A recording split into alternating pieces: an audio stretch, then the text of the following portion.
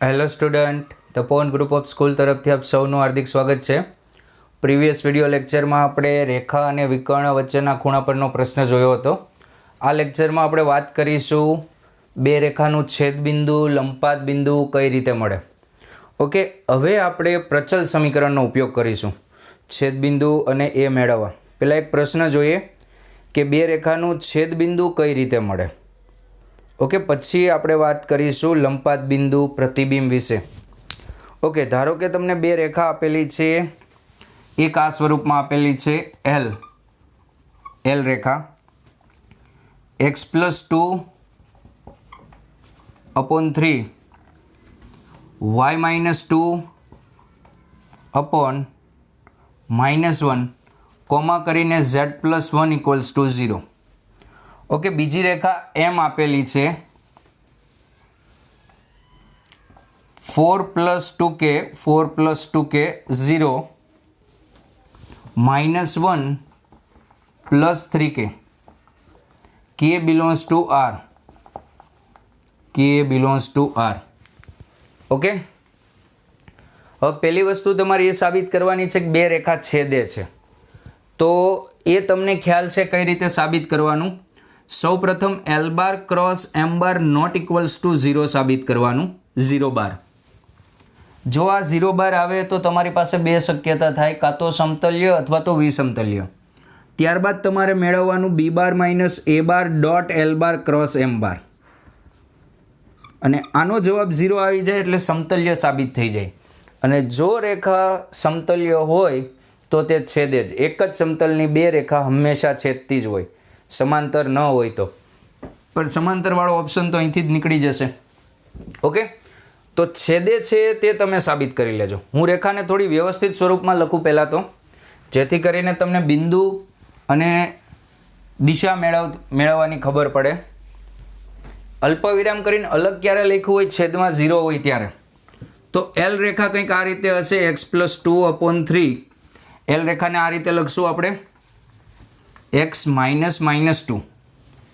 L Rekha x -2 upon 3 y-2 upon -1 equals to z -1 upon 0. આ અલગ કરીને લખ્યું તો એનો અર્થ શું થાય ખબર? આ જે રેખા છે ને એના પરના દરેક બિંદુનો યામ ફિક્સ છે, દરેક બિંદુનો z યામ ફિક્સ છે અને z યામ માઇનસ છે, -1 છે. બીજી રેખા સદિશ સ્વરૂપે લખું હું તો આ રીતે લખાય, r બાર બરાબર 4 0 -1. પહેલાં બિંદુ લખ્યું, પછી k કરીને સહગુણક લખું. આપણે પહેલાં પ્રથમ રેખા પરના બિંદુ અને દિશા દર્શાવી દઈએ. જેમ કે પહેલી રેખા પરનું બિંદુને a બાર કહી દો. a બાર શું થશે? -2 2 -1 b બાર 3 -1 0.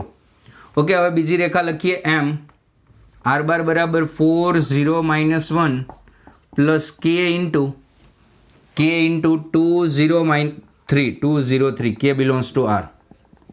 ઓકે, આના પરનું બિંદુ b બાર 4 0 -1, અથવા તમને ખબર છે જે એડ કરેલું હોય ને તે બિંદુ હોય, અને k નો સહગુણક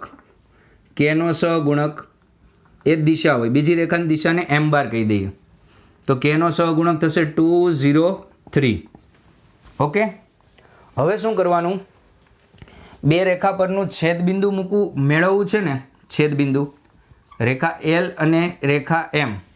તો રેખા L પરનું કોઈ બિંદુ ધારવાનું, રેખા L પરનું કોઈ બિંદુ. રેખા પરનું બિંદુ કઈ રીતે ધારવાનું? પ્રચલ સ્વરૂપમાં. અને પ્રચલ સ્વરૂપ કઈ રીતે ધરાય? દિશાને k વડે ગુણવાની અને બિંદુ ઉમેરવાનું. આ ખરેખર પ્રચલ સ્વરૂપ એક રેખામાં એને આપી જ દીધું છે. જોજો, રેખા L પરના હું બધા બિંદુ એક હારે લખું. રેખા L પરના બધા બિંદુ બોલવાનું કે તો પ્રચલ સમીકરણ બોલી જવાનું.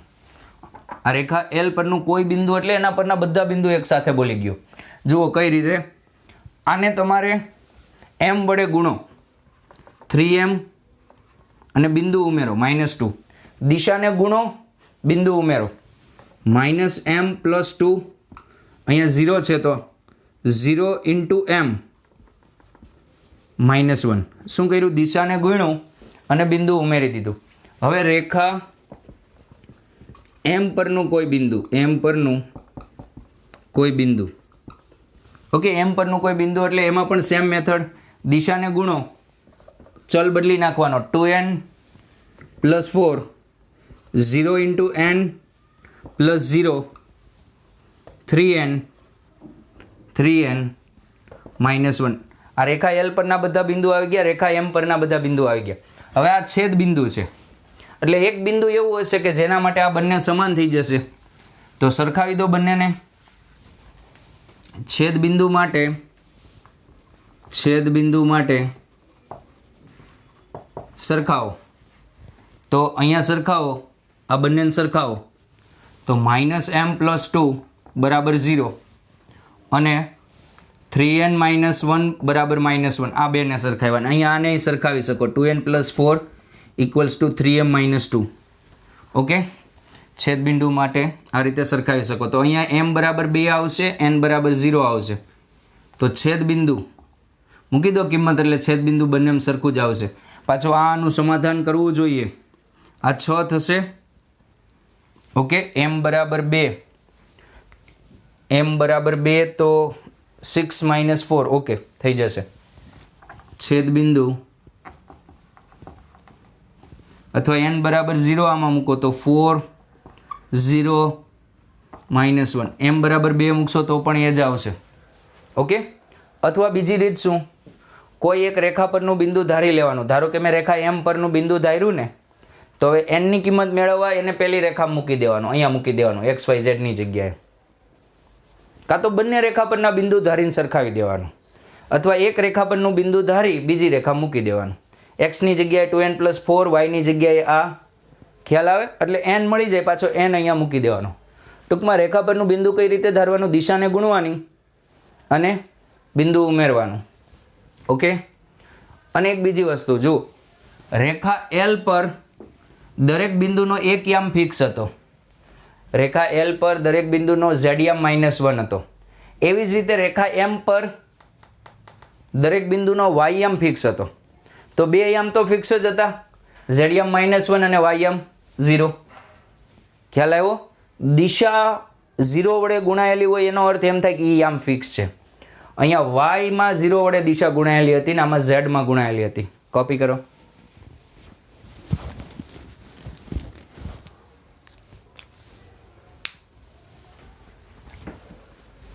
ઓકે, નેક્સ્ટ પ્રશ્ન કરીએ. લંબપાત બિંદુનો પ્રતિબિંબ મેળવવાનો.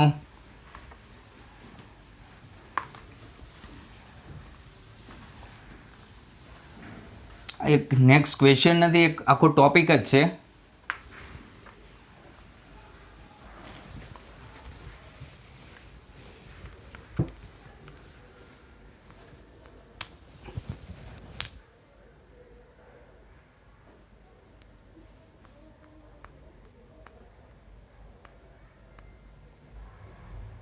ઓકે, બિંદુ નેક્સ્ટ ક્વેશ્ચન આ રીતે આપેલો છે.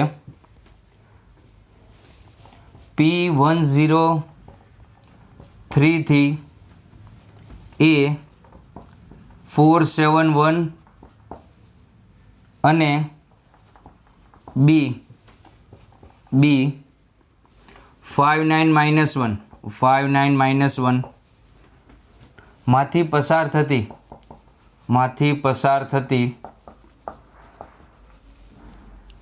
રેખા AB પરનો લંબપાત લંબરેખાનું સમીકરણ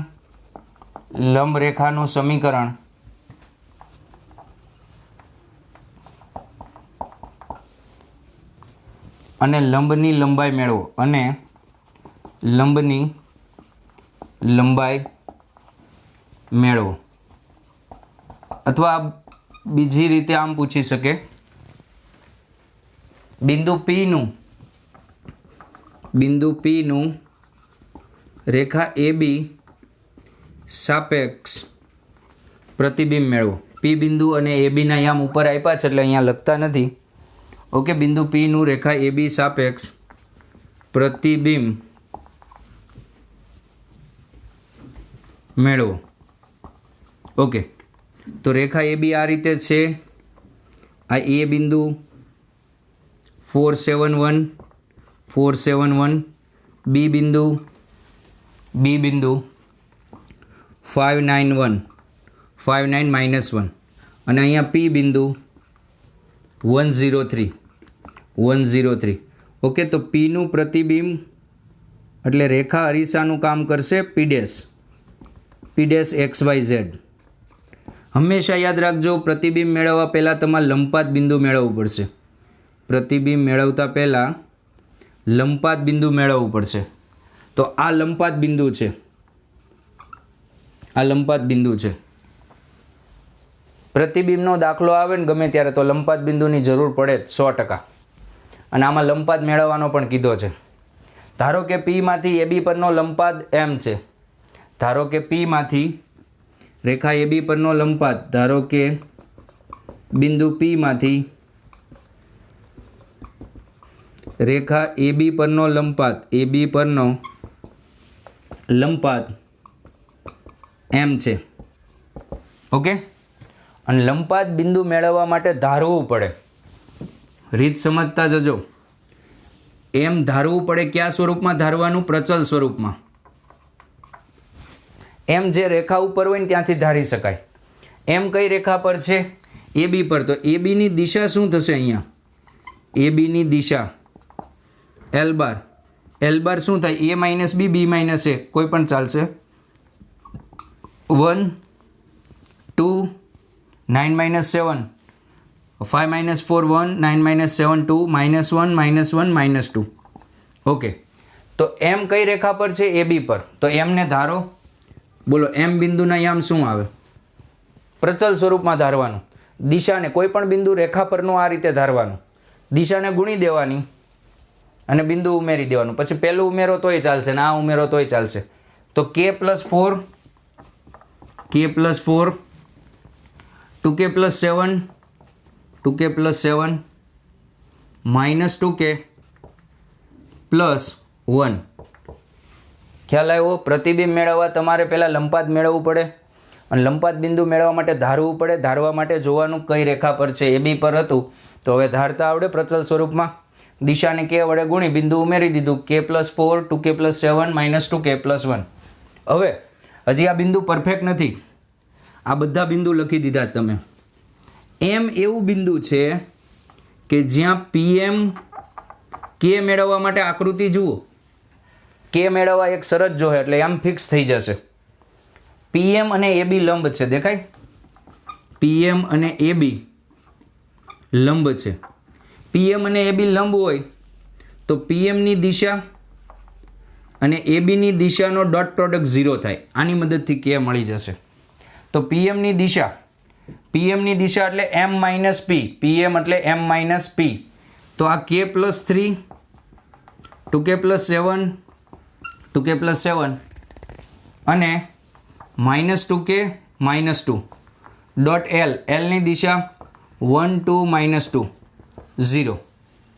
ઓકે, 1 આરે ગુણો તો k + 3, 2 આરે ગુણો તો 4k + 14, -2 આરે ગુણો તો +4k + 4 = 0. 4k તો અહીંયા 9k પ્લસ આ થશે 18 ને 3 21 એટલે -21. તો k બરાબર આવશે અહીંયા -7/3. ઓકે, તો લંપાત બિંદુ મૂકો. લંપાત બિંદુ શું આવશે? m k + 4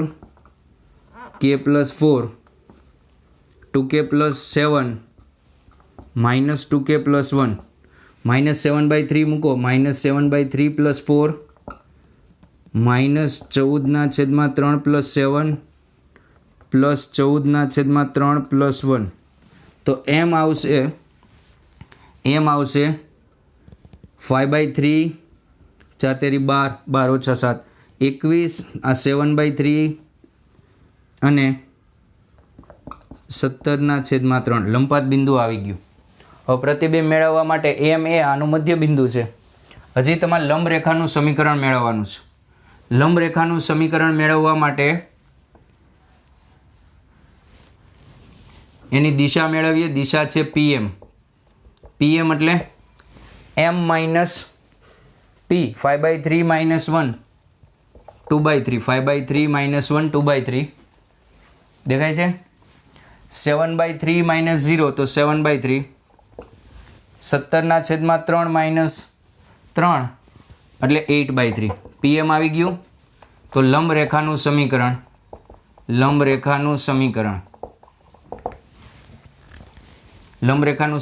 r બાર બરાબર બિંદુ કોણ છે 103 પ્લસ એની દિશા શું આવી 2/3 7/3 8/3. અહીંયા તમે 2 7 8 પણ લખી શકો. દિશા ખબર પડી. આમાં જ બિંદુ બાદ કરી દીધું એટલે 2/3 7/3 અને 8/3. હવે અહીંયા બિંદુ M એ P અને P ડેશ નું મધ્ય બિંદુ છે. તો M બરાબર શું થશે 5/3 7/3 17/3. P એટલે આ બેનું મધ્ય બિંદુ કઈ રીતે મળે સરવાળો ભાગ્યા 2 x + 1/2 y/2 y + 0/2 z + 3/2. Okay. x + 1/2 બરાબર 5/3 y/2 બરાબર 7/3 અને z + 3/2 બરાબર 17/2. તો x + 1 બરાબર x બરાબર 10/3 -1 y બરાબર 14/3 અને z બરાબર 34/2 સોરી અહીંયા તો 3 છે 34/3 -3. તો અહીંયા આવશે સોરી અહીંયા 3 રેડી. ચલો અહીંયા આવશે x બરાબર 7/3 y બરાબર 14/3 અને z બરાબર 34 -9 એટલે કેટલા થશે 25/. આ એક ચેક કરી લઈ જરાક. z + 3/2 બરાબર 17 17 દુ 34/3 -3. તો અહીંયા આવશે 34 -9 એટલે 25/3. ઓકે. તો લંબપાત બિંદુ આવશે સોરી પ્રતિબિંબ આવશે.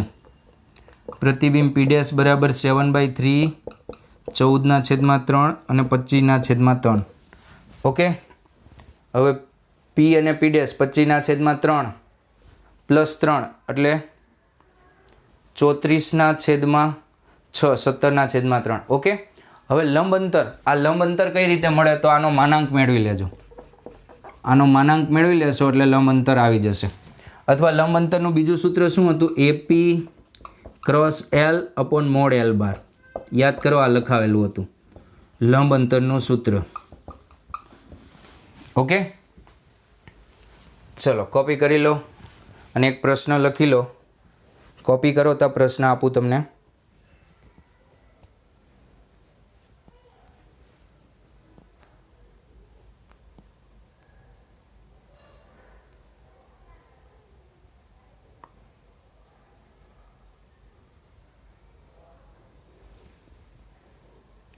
ઓકે. ક્વેશ્ચન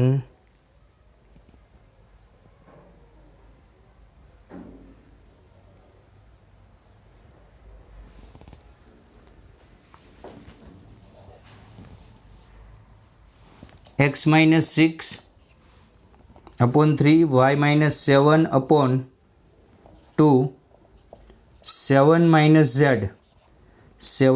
z/2 ને સાપેક્ષ 1 2 3 નું પ્રતિબિંબ મેળવો. બિંદુ 1 2 3 નું આ રેખાને સાપેક્ષ પ્રતિબિંબ મેળવો અને તમારો આન્સર આવશે 5 8 15. કોપી કરો અને આ ટ્રાય કરો.